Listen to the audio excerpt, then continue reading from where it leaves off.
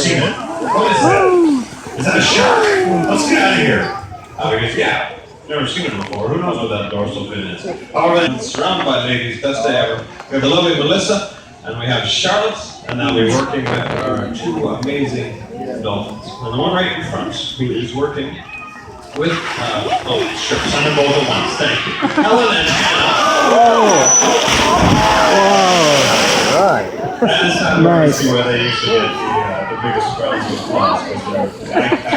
A round of applause. Let's welcome the players. Here we go. And now, does anyone know what kind of dolphins these particular ladies are?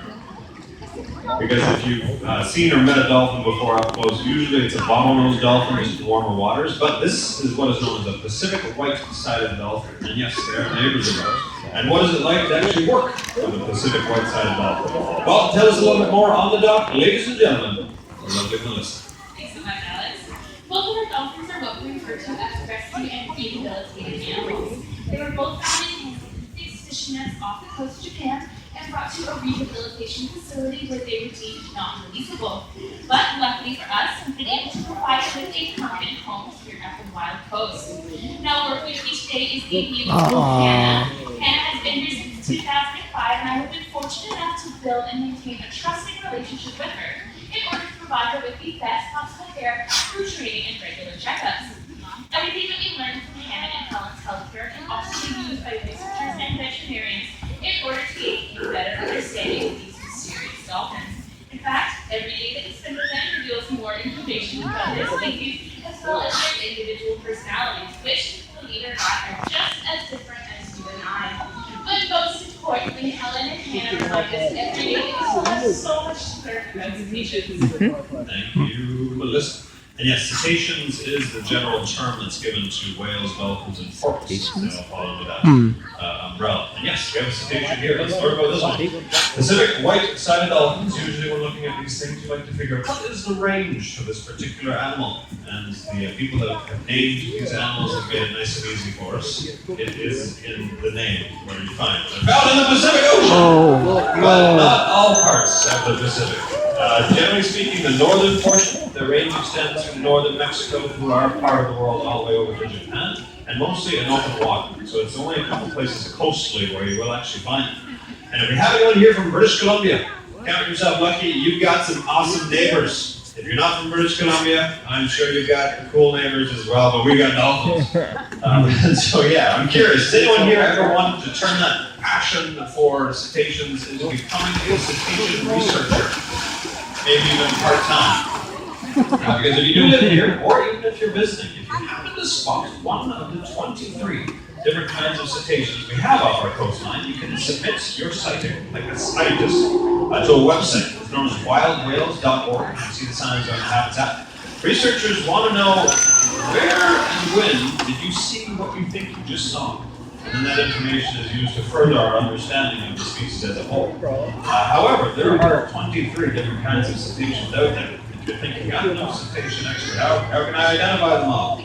Well, again, we have one here. We'll work with this one. We'll figure out the other 22 of them. Because Pacific white-sided dolphin, we want to look for the color. Because yes, they do have white sides.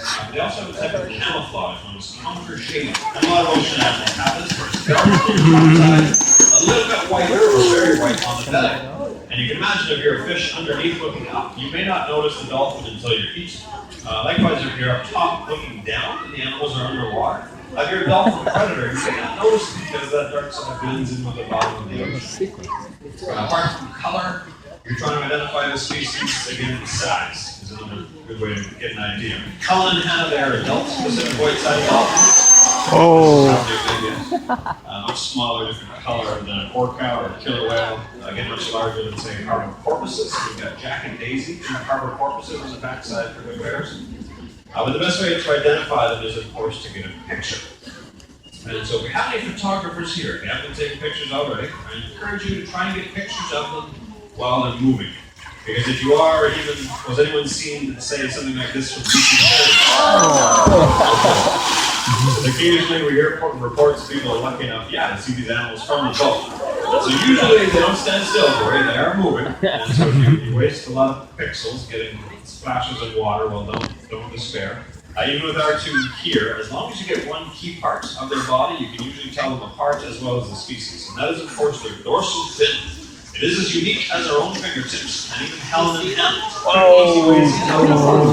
Helen, their dorsal fin, towards the back. Much more triangular.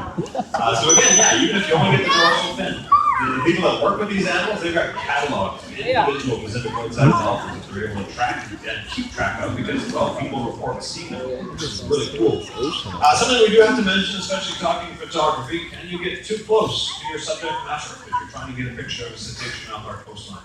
And the answer is yes, yes you can. Regulations here in Canada state you must maintain a distance of at least 100 meters from any cetacean found off our coastline. And that can be a little bit downer because, yeah, we want to blend with these animals if we see them, but for their safety as well as for ours, we need to maintain that distance. And they can be enjoyed to a safe distance, even far away, because that's what the telephoto lens is for one. And even if you can't see them, in a lot of cases, you can hear them. Because they're generally speaking fairly local species. And if you listen closely, maybe we'll get a few more sounds.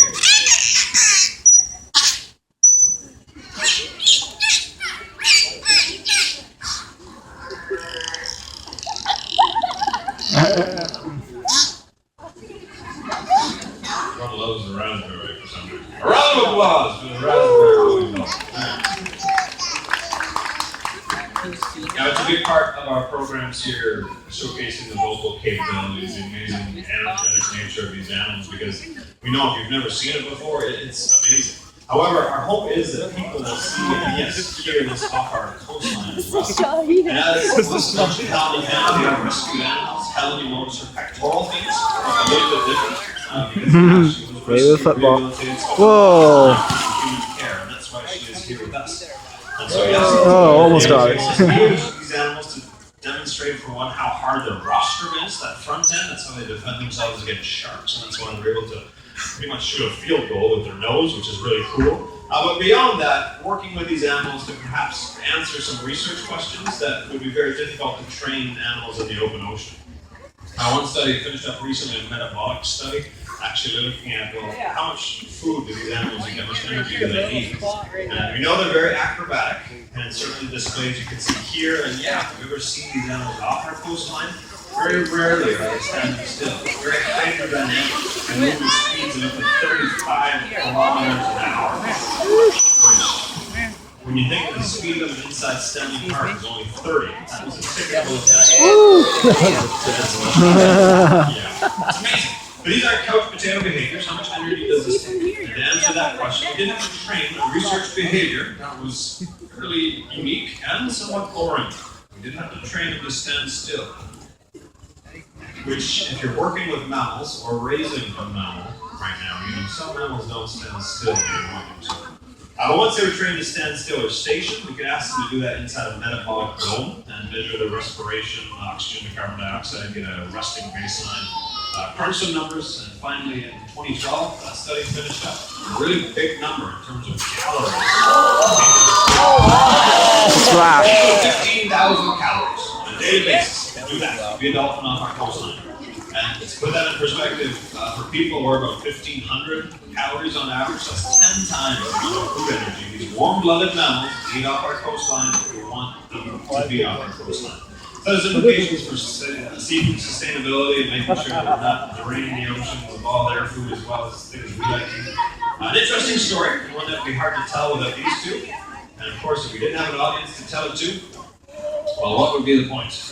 That's usually where we mention the aquarium is a non-profit society dedicated to the conservation of marine life, not just dolphins, but all the other amazing animals that do share our coastline.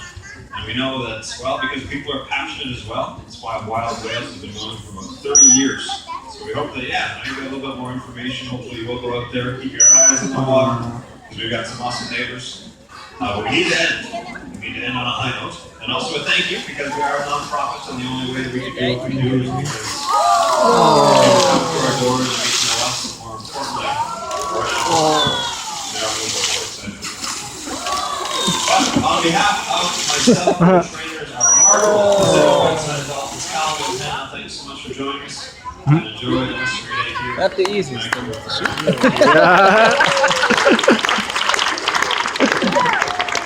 because it's Again, thanks so much for joining us. If you haven't been underwater, it's tough to tell where it is. I can't follow you.